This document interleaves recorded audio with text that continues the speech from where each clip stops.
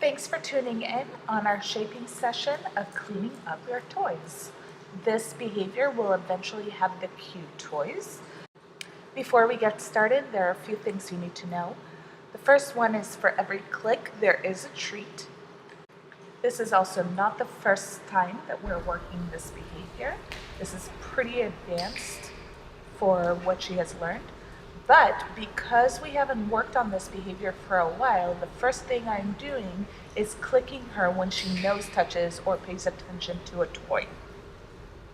This is to allow Jin to recognize that I want her to interact with the toys for this training session.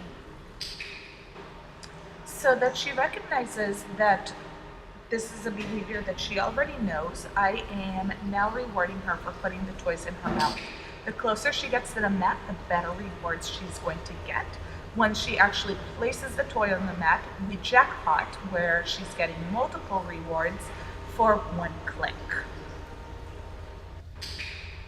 She just got jackpotted for putting the shark on the mat, so naturally she wants to continue working with that shark. When she takes a shark off the mat, walks around with it, and brings it back to the mat, I only reinforce the placing the shark on the mat. I completely ignore her taking it off the mat. Way to go, baby. That's a good dog. Good dog. Good girl.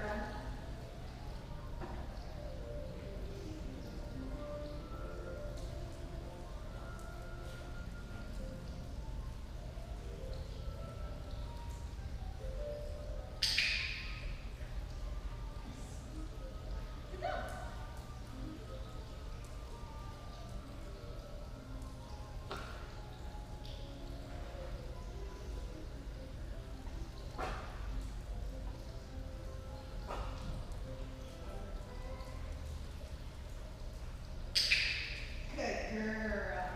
That's a good dog. Yeah, good girl. That's a good dog.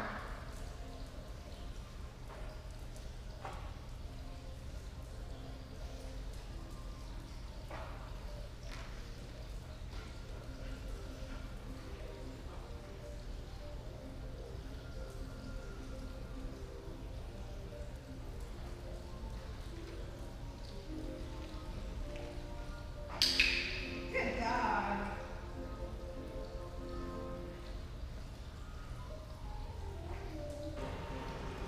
At this point, the ball becomes too stimulating for her, and she's not going to be able to concentrate on anything else as long as the ball is in play. So, I again reward her for bringing the ball over to her mat, but because I want her to concentrate on the other toys, I eventually have to put that ball away. I take care to ensure that this is not a punishment for her. I don't tell her no or redirect her to something else. I simply exchange the ball for a treat and then put the ball in my back pocket and concentrate on the other toys and on the things that she is doing correctly.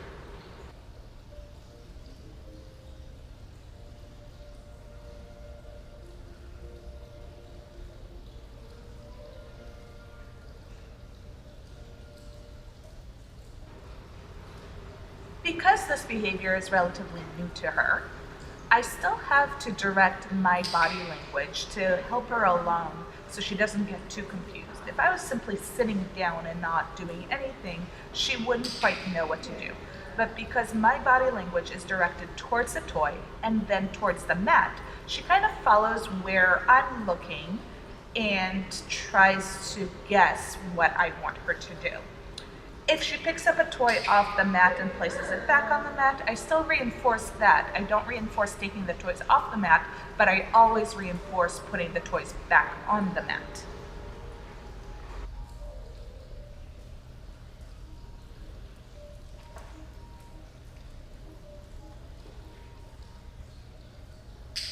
Good girl. That's a good dog. All training sessions should be short and should always end with play. I want her to also, if at all possible, end on the best possible note. I want the last memory to be jackpot, then play. That's a good dog. Thanks for watching. For more information about our classes, shaping process, and other skills your dog should learn, please contact us or visit us at Harmony Forum.